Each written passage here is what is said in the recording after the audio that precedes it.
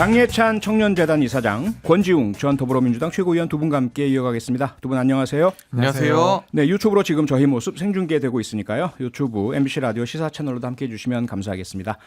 장예찬 이사장님께서 가져오신 오늘 뉴스 어떤 것입니까? 네, 저는 다수당 민주당의 폭주에 대한 이야기 조금 하고 싶은데요. 네. 당초 여야가 정말 어렵게 맺은 합의 정신을 무시하고 이상민 장관 해임 건의안을 밀어붙인 것. 네. 이 부분 때문에 향후 전국 12월 국회가 온통 안개 속에 휩싸이게 되었습니다. 네. 국조 자체도 어렵사리 성사시켰던 것인데 이후 이제 양당이 함께 참여하는 진행을 담보하기가 조금 어렵게 된 것 같고요. 네. 원래 국조 합의에 보게 되면 예산안 처리 이후 국조를 실시한다고 했는데 그렇죠. 무리한 해임 건의안 진행 때문에 예산안도 어떻게 처리될지 15일 본회의에서 제대로 통과가 될지 아무도 지금 알 수 없는 상황이 되었어요. 이 부분이 참 많이 아쉽고요. 네. 저는 뭐 많이 양보해서 민주당이 정치적으로 이 같은 해임 건의안을 반드시 뭐 결의시켜야 되는 내부 사정이 있었다 치더라도 최소한 다음 해 민생을 책임지는 예산안 정도는 통과시키고 나서 이 해임 건의안이든 정치적 제스처가 되든 무엇이든 했어야 한다라는 입장인데요. 네. 지금 민주당은 뭐 단독 수정안을 이미 내겠다고 했습니다. 하지만 뭐 국회법이나 대한민국 법상 민주당이 감액만 한 단독 수정안 기재부가 받아들이지 않을 가능성이 크고 네. 김진표 의장도 그 안에 대해서는 받아들이기 힘들다. 여야 합의가 우선이다라는 입장을 고수하고 있지 않습니까? 예. 결과적으로 민주당이 강성 지지층의 입맛에 맞추려고 하느라 그리고 최근에 많이 불거지는 이재명 대표 측근들 사법 리스크에 대한 시선을 분산시키느라 국조 합의도 내팽개치고 예산안 전국도 좀 내팽개치고 있다. 이런 차원에서 비판적 의식을 가지고 이 뉴스를 들고 오게 됐습니다. 네, 거대 야당의 폭주라는 표현 써주셨고요. 그래서 지금 예산안 처리도 또 국조 특위의 가동도 얼어붙어 있다라는 말씀 주셨는데 말씀하신 것처럼 여당에서는 이러한 부분에 대해서 야당에 대한 강한 그 비판, 반발하고 있습니다. 하지만 일부 여당 내부에서는 지도부의 책임론이 나온다면서요? 근데 애초에 이 국조 합의를 해줬으면 안 됐다라는 비판적인 메시지들이 개별 의원을 통해서 조금씩 불거지고 있는 것인데요. 예. 근데 지금 이제 이 국민의힘이 물론 이 협상을 잘했느냐 못했느냐에 따라 이제 당원들이 또는 국회의원들이 원내 지도부나 비대위에 대해서 비판을 할 수는 있어요. 네. 하지만 우선적으로는 국민의힘 전원이 똘똘 뭉쳐서 이 예산안 전국을 어떻게 돌파할 것인가에 대해서 힘을 모아야 될 것 같고요. 제가 참 아쉬운 건 국회가 여야가 합의해서 뭔가 만들어내는 게 정말 힘든 일이거든요. 그렇죠. 근데 이번에 국조 합의는 예산안 통과를 전제로 해서 진짜 진통 끝에 합의를 이뤄냈습니다. 네. 주호영 원내대표도 그 합의했다는 이유로 사실 당내 지지층에서 많은 비판을 받기도 했어요. 예. 그러니까 지금 더 큰 비판을 또 받게 되는 것인데 그랬다면 최소한 이 국조 합의의 정신, 예산안 통과가 우선이라는 것 정도는 야당이 지켜줬으면 어땠을까 싶고요. 네. 저는 사실 오늘 뭐 이상민 장관 해임이나 국조 이야기보다는 그 이야기는 뒤에 이제 우리 권지웅 전 비대가 많이 하실 것 같고 네. 예산안 이야기를 좀 하고 싶거든요. 네. 이거 뭐 단독 예산안 이런 거는 헌정사상 유례가 없는 일이에요. 이게 말이 안 되는 거거든요. 네. 그 어찌되었던 이 예산안 합의를 해야 되는데 그 부분에 대해서도 지금 민주당은 버티면서 역사상 처음으로 야당의 단독 수정안 내겠다라고 하고 있으니 네. 이래가지고 내년도 민생이 제대로 챙겨질지 그리고 지금 뭐 이 정부에 대한 평가가 어떻든지 간에 가장 최근 선거로 확인된 민의는 윤석열 정부를 뽑은 거 아니겠습니까? 네. 그럼에도 불구하고 이렇게 단독 수정안으로 예산을 통과시키겠다는 것은 대선 불복이다라는 비판을 들어도 할 말이 없는 지점이기 때문에 네. 이 예산안에 대한 이야기를 조금 더 강하게 하고 싶습니다. 네, 그러면 권지웅 전 최고위원께서는 이런 야당의 폭주 때문에 예산안도 국조특위도 제대로 가동되지 못하고 있다라는 부분 어떻게 보세요? 일단 뭐 분리해야 될 게 있는데요. 예. 그러니까 국정조사를 진행하면서 합의했던 건 예산안 처리 후 국정조사 제대로 진행하자는 거였잖아요. 그렇죠. 여기까지가 합의 내용입니다. 국정조사 지금 진행하고 있지 않죠. 네. 그러니까 예산안이 합의되지 않았으니까 국정조사 시간이 줄어들매도 불구하고 민주당은 그것을 받아들이고 있는 거예요. 그러니까 합의 정신을 어겼다고 주장하는 건 저는 말이 맞지 않다고 일단 생각하고요. 네. 그리고 이제 이상민 장관 해임안과 관련해서 이건 민주당의 폭거가 아니라 민주당과 정의당과 기본소득당과 그리고 국민의힘 한 명의 의원이 함께 하고 있는 일이라 뭔가 민주당 단독 폭거라고 말하는 건 저는 일단 말이 안 맞는 것 같아요.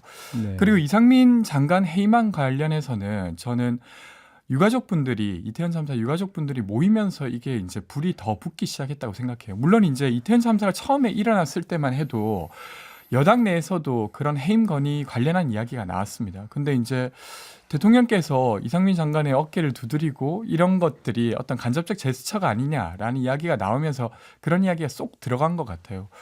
근데 그렇다고 해서 이 이태원 참사에 대한 규정이 없어지는 건 아니지 않습니까? 제가 말하는 규정은 이런 것이죠. 이상민 장관과 경찰청장이 이 이태원 참사와 관련된 어떤 조치를 사전에 했는가? 라고 했을 때 아직 더 들여다봐야 되겠지만 그런 조치는 없었던 걸로 보여져요. 그리고 11번의 신고가 있었는데 그것을 적절히 대응했는가? 충분히 조금만 조치가 있었어도 살 수 있었던 158명이 길을 걷다가 죽었잖아요. 근데 그 조치가 없어서 사람이 죽었기 때문에 네. 이 성격에 대한 건 크게 달라진 게 없는데 지금 여당에서는 이렇게 말하고 있어요. 조사가 된 다음에만 뭔가 조치를 할 수 있다. 근데 아무리 조사가 되더라도 지금 제가 말씀드린 이 사실 자체가 변경될 여지는 저는 없어 보입니다. 이와 관련된 세부적인 것들이 추가되거나 빠질 수는 있겠지만요. 근데 거기에 더해서 지금은 참사의 수순마저도 저는 이상민 장관이 맡고 있다는 생각이 들어요. 왜냐하면 유가족분들이 왜 우리가 만나는 걸 계속 막냐라고 이야기하고 이틀 전에 유가족 협의회가 만들어졌을 때 대표를 맡은 고 이지한 군의 아버지께서는 아니 도대체 연결을 안 해주니까 내가 미친 듯이 돌아다녀서 사람들을 만났다라고 이야기하고 또 다른 유가족 분들은 도대체 왜 우리 보고 가만히 있으라라고 말하느냐라고 하는 상황이에요. 그러니까 제가 이야기 드리고 싶은 거 이 참사를 어떻게 보느냐에 따라서 민주당은 지금 민주당이 여당을 공격하거나 정부를 공격하기 위함이 아니라 이 참사를 둘러싼 국민의 의견을 지금 정부에 전달하려고 하는 것이 되는 것이고 근데 국민의힘은 그렇게 보지 않는 것 같아요. 이거는 오로지 민주당의 주장이다. 그러니까 이렇게 말하죠. 이거 대손불복이다. 정쟁을 파기하는 거다라고 하는데 네. 저는 아무리 생각해봐도 이거는 민주당이 정치공학적으로 한다기보다 정말로 한국에서 일어날 거라고 생각할 수도 없었던 일이 일어나면서 거기에 대한 책임을 묻고 있는 행위까지인 것 같아요. 그래서 네. 저는 이 부분에 대한 규정이 달라지면서 이렇게까지 되는 것 같은데 왜 이렇게까지 이야기하고 있는지 정말 정부 여당이 좀 들어줬으면 하는 마음입니다. 그러니까 사실 네. 이상민 장관을 해임해야 되느냐 마느냐에 대한 이야기는 저희도 이 시간에 충분히 했던 것 같아요. 제가 거기에 대해서 또 다른 재반론을 지금 하고 싶지는 않습니다. 제가 말씀드리고 사퇴해야 싶은 된다라는 의견 밝히셨죠? 최 이사장도? 저요? 아니요, 저는 그런 적 아닌가요? 없는데요. 예. 네네네. 저는 알겠습니다. 사태 착오였습니다. 수습이나 진상 규명이 먼저다라는 그게 먼저다. 말씀을 네. 계속해서 드려왔기 때문에 예. 또 거칠게 논쟁하기도 했었고 제가 지금 주목하는 부분은 거기에 대해서 똑같은 이야기 반복하자는 것이 아니라 방금 권지웅 전 비대도 말씀하신 것처럼 해임 건의안 발의했고 그럼 자연스럽게 예산안 처리가 늦어지고 합의한 국조기간도 줄어드는데 민주당이 이걸 왜 했을까? 여기에 제 문제의식이 있다는 겁니다. 네. 사실상 민주당은 국조를 원하는 게 아닐 것 같다라는 의혹을 제기해도 할 말이 없을 것 같아요. 왜냐하면 국조를 받아들일 줄 전혀 예상을 못했던 것 같고 막상 국조가 펼쳐지게 되었을 때 3M이나 이모 운운하는 민주당의 실력으로 과연 국민의 눈높이를 충족시켜서 국수본의 수사 외에 플러스 알파를 민주당이 밝혀낼 자신이 있겠느냐. 그 자신이 있다면 하루라도 빨리 예산안 합의해주고 국조 하루라도 빨리 시작해서 하루라도 더 하면 되는 겁니다.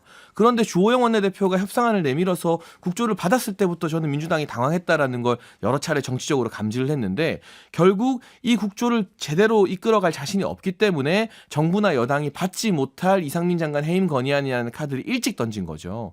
만에 하나 국조를 통해서 이상민 장관의 어떤 업무상 책임 부분이 보다 명확하게 드러난다면 그때 가서 민주당이 해임 건의안을 발의했을 때 국민의힘이 여기에 대해서 반대하거나 반발할 명분이나 동력은 훨씬 더 줄어들게 되는 겁니다. 그 동력을 만들라고 국조를 하겠다고 하는 것이고 국조를 하라고 하는 것인데 네. 거기에 대한 자신들의 어떤 업무로 인한 국조를 통한 어떤 입증 없이 해임 건의안부터 던지겠다는 것은 예산안도 안 하겠다, 국조도 안 하겠다. 결국 이 정부 여당이 이 12월에 정기국회를 다 지금 반대하는 것이다라는 프레임을 만들기 위한 하나의 정치적인 노림수가 아닐까 싶어서 이 부분에 대해서 과연 국조에 대한 진심이 민주당 차원에서 있었느냐라는 말씀을 드릴 수밖에 없고요. 계속해서 이제 권은희 의원, 국민의힘 의원이 한 명 함께한 것에 대해서 이건 국민의힘도 동의한 것 아니냐라고 하시는데 저는 지금 권인희 의원이 사실은 국민의힘과 이제 안철수 의원의 이 국민의당 합당하는 과정에서부터 본인은 반발을 많이 했었죠. 근데 비례대표기 때문에 탈당을 못 하고 계신데 과거 금태섭 전 의원 사례 생각해 보면 왜 언론이 권은희 의원은 금태섭 전 의원과 같이 동일 선상에 놓고 바라보지 않을까요? 금태섭 전 의원의 사례로 권은희 의원을 비판하거나 편들어준 언론이 제가 알기로는 단 한 것도 없어요. 그러니까 사사건건 어떤 본인의 정치적인 이해 또는 경찰 출신이라는 점 때문에 이렇게 목리를 부리고 있기 때문에 탈당하시고 민주당에서 잘 데려가셨으면 좋겠고요. 마지막으로 여러 가지 책임 소재가 있겠지만 가장 명확하고 직접적인 책임은 당시 관할 서장이었던 이임재 전 용산서장과 그곳의 뭐 정보과장 112 상황실장 등 아니겠습니까? 국수본이 지금 신청한 영장이 기각됐습니다. 근데 여기에 대해서 왜 민주당에서는 책임 소재를 따르고 뭐 처벌을 하자면서 이임재 전 서장이나 이 112 상황실장 그리고 네. 영장 기각을 만든 국수본이나 법원에 대해서는 제대로 된 비판을 하지 않는 것인지 결국 책임자 처벌이라는 구호가 네. 진짜 잘못을 한 사람들 지금 구속영장도 기각되니 어이없는 사태에 대해서 비판 안 하는 걸 보면 그 본심은 결국 이상민 장관을 건드려서 정권을 흔들겠다는 데 있는 건 아닌지 좀 되묻고 싶습니다. 알겠습니다. 잠깐만요. 이제 두 분 다 한 번씩 길게 말씀을 주셨으니까 네. 이번 이제부터는 조금씩 짧게 알겠습니다. 예, 왔다 갔다 알겠습니다. 해주시기 네. 좀 부탁을 드리겠고요. 물론 이제 더 아마도 말씀하시고 싶으시긴 하시겠지만 두 분의 어떤 논점은 좀 드러났다고 보고요. 또 다음 얘기도 있으니까 일단 이 부분은 이렇게 넘어가겠습니다. 앞서 장희찬 이사장께서 예산안이 중요하다. 예산안 처리에 대해서 민주당이 단독 수정안 내는 거는 아마도 국회의장도 받아들이지 않을 것이다라는 말씀 주셨는데 이 부분에 대해서 권지웅 전 최고위원 어떻게 보세요? 그 전에 조금만 이야기해야 될 게 네, 조금만. 있다고 하면 네. 예. 저는 예를 들면 예. 해임 건의안이 예산안과 연결되는 프로세스가 어떻게 논리적으로 가능한지 잘 모르겠습니다. 저희가 그건 그러니까 미리 예를 말씀을 들면 이런 드렸는데. 건데 네. 만약에 그게 장혜찬 이사장님 말씀하신 대로 연결되려면 해임 건의안 안 받아주면 예산 안 하겠다. 혹은 아니면 해임 안 시키면 예산 동의 안 하겠다라고 말해야 지금 이사장님이 말씀하시는 게 맞아요.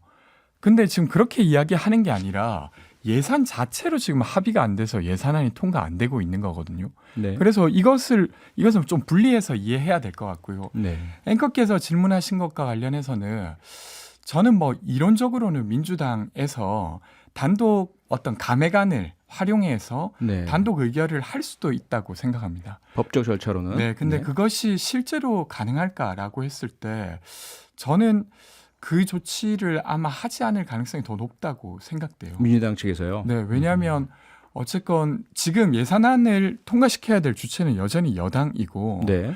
야당이 이제 다수당이긴 하나 예. 이것을 앞으로 예산안이 결정되면 이것을 운영할 주체도 정부입니다. 그러니까 그들의 그렇죠. 동의를 아예 없이 네. 예산안을 의결하진 않을 거라고 저는 생각됩니다. 네. 그래서 지금 물론 이제 그런 것도 이론적으로 가능하기 때문에 이야기는 하나 실제로 그렇게 할 가능성은 좀 저는 낮다고 생각합니다. 실제로는 그렇게 하지 않을 것 같다. 뭐 실제로 안 한다면 이 부분은 뭐 어쨌든 여야 협의가 진행될 것이고 협의에 의해서 예산은 확정이 되겠죠. 근데 그 협의를 하려면 네. 여당에서 그토록 경고했던 해임 건의안 의결을 이렇게 일찍 밀어붙일 이유가 있었는가. 국조하면서 뭘 좀 찾아내시고 덧붙인 다음에 해도 된다라는 말씀을 네. 제가 계속 드리는 거고요. 한 가지만 제가 진짜 짧게 말하겠습니다. 자꾸 이 윤석열 정부의 초기 예산을 서민들 뭐 챙기지 않는 예산이라고 하는데요. 그냥 통계 하나만 보여드릴게요. 2022년도에 이 저소득층 장애인 취약계층 분야 예산이 65조 7천억이었거든요. 네. 내년도 예산이 74조 4천억으로 8조 7천억, 13% 이상 증가됐습니다. 전체 예산은 1%밖에 증가되지 않았어요. 네. 문재인 정부와 비교해 보면 이 재정 건정성 때문에 예산 증액을 최소화시켰는데 취약계층과 서민 복지 예산만 13% 이상 증가시켰다. 이걸 가지고 어떻게 이 서민이 아니라 대기업 뭐 초부자들만 우대하는 예산이라고 하는 건지 기본적인 이 예산에 대한 사실관계 좀 복잡하지만 네. 꼭 말씀드리고 싶었습니다. 알겠습니다. 네. 저도 이제 이어서 짧게. 이야기를 하면 예. 사실 그 부분만 봐서 어떻게 예산 전체를 평가하겠습니까? 예를 들면 공공임대주택 5조 7천억 깎은 건 윤석열 정부가 맞습니다. 그러니까 부분으로 하면 주장할 것들이 있는 것이고요. 네. 저는 전체로 이 이야기는 좀 드리고 싶은데 문재인 정부 때 문재인 정부가 제출한 예산안 중에서 평균적으로 5조 1천억 정도가 국회에 의해서 감액되었습니다. 근데 이번에는 그 정도 규모를 이야기하고 있지도 않아요.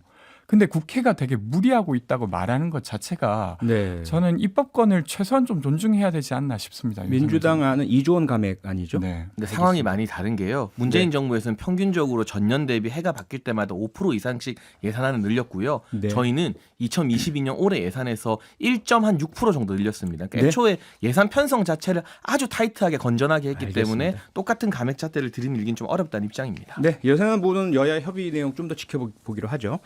예, 그럼 권지웅 이사장께서 가져오신 권지웅 전 최고위원께서 가져오신 뉴스로 넘어가겠습니다. 어떤 거 가져오셨습니까? 앞서 좀 이야기를 나누긴 했는데요. 예. 저는 예를 들면 그 참사를 당한 유가족분들이 연결될 수 있어야 된다고 생각하는데 네. 이 연결이 되는 노력을 정부가 도와줬으면 참 좋았겠지만 그러지 않으셨지만 여튼 이틀 전에 그 협의회를 발족시키셨습니다. 그러셨죠. 예. 근데 이걸 두고 권성동 의원이 시민단체 횡령 통로가 되지 않겠냐라거나 아니면 정쟁의 수단으로 쓰여질 것이다 이렇게 이야기하는데 네. 무슨 근거로 그렇게 벌써부터 이야기하시는지 도대체 이해가 안 되고 네. 그런 질문이나 그런 규정 자체가 이 참사를 당한 어떤 그 사람들에게 얼마나 큰 아픔이 되시는지 좀 조금은 고려해 주셨으면 좋겠다는 이야기를 드리고 싶어서 이것과 관련된 이슈를 가지고 왔습니다. 장해찬 이사장님, 권성동 의원의 이러한 말씀 어떻게 생각하십니까? 네, 저는 뭐 우려를 표명한 거겠죠. 지금 이태원 유족분들이 모인 것 자체가 뭐 그렇게 됐다, 그렇다라고 말씀하신 것이 아니라 세월호 같은 경우는 수차례에 걸쳐서 진상조사위원회가 뭐 정부 예산을 지원받는 기구로 출범을 했습니다만 네. 아시는 것처럼 뭐 이상한데 그 돈들이 참 많이 쓰였어요. 오히려 일부 같은 경우는 뭐 어디 전혀 관련 없는 사람들이 여행 가는 데도 쓰였다고 하고 뭐 누구 생일 케이크 사는데 생일 축하금으로 쓰인 것도 있고 뭐 언론에서 보도가 참 많이 나오지 않았습니까? 그러한 부분들이 있었고 또 한 가지 이제 뭐 민주당이나 민변 같은 곳과 함께 정치적인 구호, 그러니까 그 사건 자체의 진상 규명이나 피해자 유족들 위로가 아닌 그것과 무관한 어떤 정치적인 구호를 계속해서 주장했던 전례들도 있고 하니 조금 우려가 된다. 이 부분에 대해서 이렇게 가면 안 되고 정말 모든 유족들의 총의를 받들어서 진상규명과 피해 회복이 돼야 한다라는 취지의 말씀이신 것 같아요. 이걸 너무 앞서 나가서 마치 권성동 의원이 지금 이태원 유족협의회 자체를 뭐 비하했다거나 뭔가 결론을 단정지었다라고 보는 것은 좀 섣부른 주장이 아닐까 싶습니다. 네, 권지웅 조금 더 최고위원. 이어드리고 싶은 건 그러니까 권성동 의원의 말만 있었으면 정말 그런 우려를 전했다라고 뭐 엄청 양보해서 이해할 수도 있겠으나 지금 이상민 장관 아래에서 벌어진 일을 보면 유가족분들이 못 만나게 계속 막고 계셨던 건 분명한 것 같아요. 유가족분들이 그렇게 이야기를 하고 계신 부분이라 네. 이건 단순히 어떤 그런 우려를 전한 것이 아니라 실제로 막는 행위를 하다가 협의체가 결성되니까 거기에 대한 어떤 이상한 발언으로 그 협의체의 의미를 격화시키는 거라고 저는 생각하고요. 저는 이 참사와 관련된 이야기가 정쟁화되면 안 된다는 주장이 무슨 말인지를 잘 모르겠어요. 왜냐하면 참사의 원인이 정부의 부재에 의한 것이었고 정부의 부재를 잘 다루기 위해서는 정치적 조치가 필요합니다. 근데 그런 원인을 발견하고 그것을 조치하기 위한 행위 자체가 전부 다 정치적인 행위일 수밖에 없는데 그렇게 해서는 안 된다라고 하는 거 제대로 된 재발 방지를 피하겠다 그리고 정치적 책임을 피하겠다는 말밖에 되지 않아요. 그래서 권성동 의원의 말은 사실은 여당 내에서 좀 비판이 있어야 될 만큼 아주 심각한 이야기라고 저는 생각합니다. 뭐 네. 이를테면 유가족 협의회 요구 사항 중에 책임자 강력 처벌이 있는데요. 저도 동의합니다. 다만 강력하게 처벌받아야 될 책임의 소재가 어디까지인가에 대해서는 서로 간의 생각이 다를 수 있고 국수본의 수사 결과 등을 통해서 나오는 이 기준이 있겠죠. 개인적으로는 여기에 대해 민주당이 동의하면서 한 목소리를 내는데 왜 이임재 전 서장이나 용산서 이 상황실장의 구속영장 기각 등에 대해서는 비판 논평이나 화내는 목소리를 전혀 안 내는지, 그러고 지금 아직까지 법적으로 어떤 업무상의 책임이 있는지 들여다봐야 될 이상민 장관에 대해서만 민주당이 이야기를 하는지, 이런 부분이 이제 정쟁화되는 부분이다라고 우려를 나타낼 수 있는 점이기 때문에 뭐 다른 이 유가족분들의 이 가슴 아픈 목소리나 이런저런 요구 전체를 폄하하는 것이 아니라 그 위에 책임자 강력 처벌에 동의하면서도 정치적 시선으로 이 범위를 어디까지 바라보는가, 여기에 대한 이견 차이는 있을 수 있다 정도의 말씀만 드리고 싶습니다. 알겠습니다. 네, 네. 저는 이야기 해드리고 싶은데요. 네, 20초만. 그러니까 경찰의 남았습니다. 수사로 부족한 부분을 국정조사를 통해서 하자는 겁니다. 그러니까 법원이 그것을 기각했지만 그것을 국정조사에서는 다룰 수 있겠죠. 근데 그것에 응하지 않는 건 국민의힘이잖아요. 그거를 하고 장관 해임을 할 만한 사유가 있는지 없는지를 밝혀보자는 알겠습니다. 거죠. 저는 네. 뭐 순서가 그렇게 된다고 보진 예, 않습니다. 장해찬 이사장, 권지웅 전 더불어민주당 최고위원 두 분과 함께했습니다. 두 분 수고하셨습니다. 고맙습니다. 네, 고맙습니다. 평일 저녁 6시 5분에 여러분을 찾아갑니다. MBC 라디오 표창원의 뉴스 하이킥.